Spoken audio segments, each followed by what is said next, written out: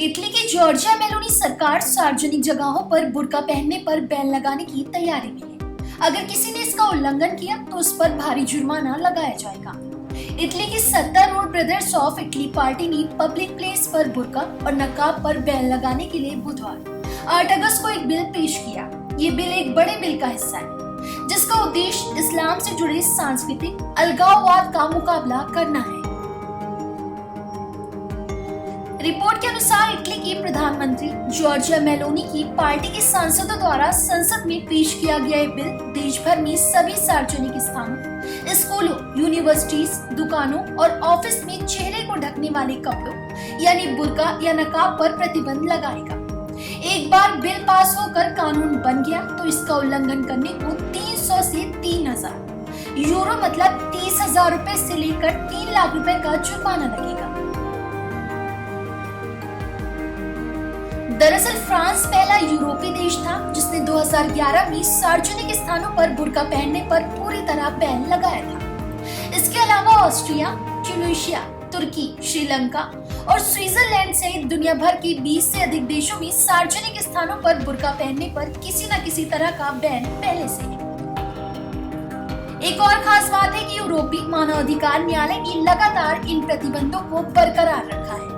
2017 में उसने बुर्के और पूरे चेहरे के घूंघट पर बेल्जियम में लगाए गए बैन को बरकरार रखा था।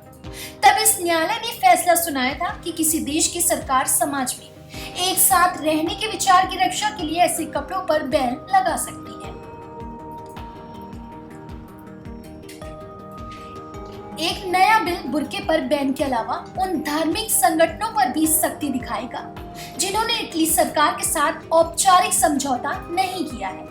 ये कानून के लिए उन संगठनों की वित्तीय पारदर्शिता की आवश्यकताओं को लागू करेगा, यानी उनको कहां से फंडिंग आ रही है इसकी सख्ती से जांच हो सकेगी। बिल का ये हिस्सा भी इटली में मौजूद मस्जिदों पर विशेष रूप से सख्ती दिखाता है। दरअसल वर्तमान में किसी भी मुस्लिम संगठन ने इटली सरकार के साथ ऐसा समझौता नहीं किया है। इस्लाम को छोड़कर यहाँ 13 अन्य धार्मिक समूहों को औपचारिक मान्यता दी गई है। प्रस्तावित कानून के तहत गैर मान्यता प्राप्त समूहों को अपनी सभी फंडिंग सोर्स का खुलासा करना होगा। वो सिर्फ उन्हीं संस्थानों से फंडिंग ले सकते हैं जो देश की सुरक्षा के लिए कोई खतरा पैदा नहीं करते। इस कानून में कई आपराधिक प्रावधान भी शामिल है, जैसे अब किसी का वर्जिनिटी टेस्ट करना अपराध होगा, उसके लिए सजा मिलेगी। साथ ही किसी का धर्म परिवर्तन करने के लिए जबरन विवाह करने पर मिलने वाली सजा को और सख्त किया गया है। फिलहाल इस खबर में बस इतना ही।